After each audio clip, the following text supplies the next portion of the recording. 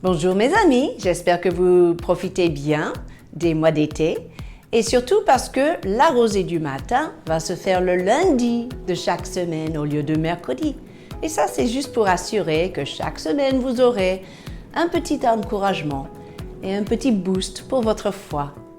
J'espère que vous profitez au maximum de cette saison estivale parce que c'est la saison du fruit.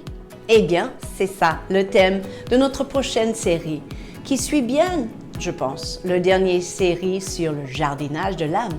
C'est le moment de porter du fruit.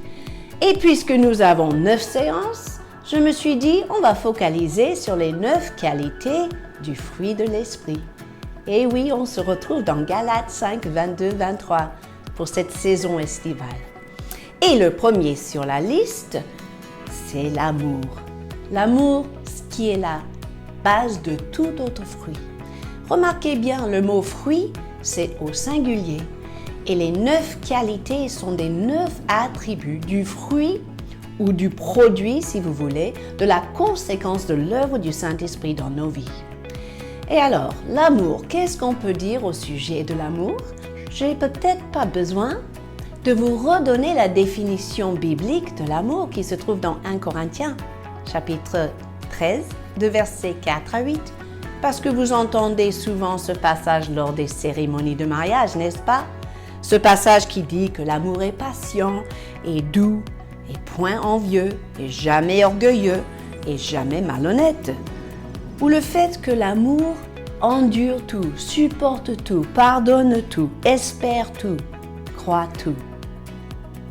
Mais peut-être l'amour, c'est quelque chose que nous pourrons mieux reconnaître quand nous réalisons comment le Saint-Esprit veut développer l'amour dans nos vies.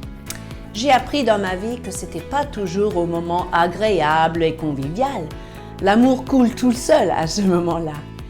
L'amour qui est fruit du Saint-Esprit est développé dans des moments les plus difficiles. Par exemple, dans la trahison. Et oui, l'amour peut pousser ou croître dans nos vies juste au moment où nous sommes trahis par ceux ou celles que nous considérons les plus proches. Jésus a vécu cela. Il était maltraité par ses amis.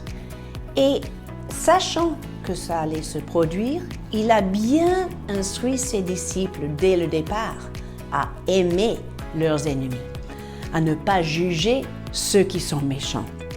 En Luc 6, 27, 28 par exemple, il a dit bien précisément « Bénissez ceux qui vous maudissent. Priez pour ceux qui vous maltraitent. » Il est fort probable que Jésus savait déjà qu'il allait être trahi. Il a continué, il a rajouté plus loin dans le verset 35 « Aimez vos ennemis, faites du bien et prêtez sans rien espérer, et votre récompense sera grande. Vous serez fils du Très-Haut, car lui, il est bon pour les ingrats et les méchants. » Et bien voilà l'exemple d'amour que Jésus nous montre.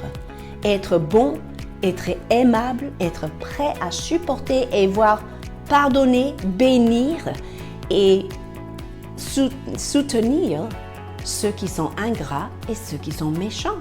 Ça décrit un peu les personnes dans le monde perdu autour de nous, n'est-ce pas? Eh bien, c'est devant la trahison, devant la déception, devant les choses désagréables de la vie que nous pourrons puiser ce fruit du Saint-Esprit en nous, ce qui est l'amour de Dieu. Si vous goûtez de l'amour de Dieu, vous serez capable de partager l'amour de Dieu. Et ce fruit sera quelque chose qui transforme votre entourage, comme Jésus a transformé le monde qu'il a aimé, sans condition.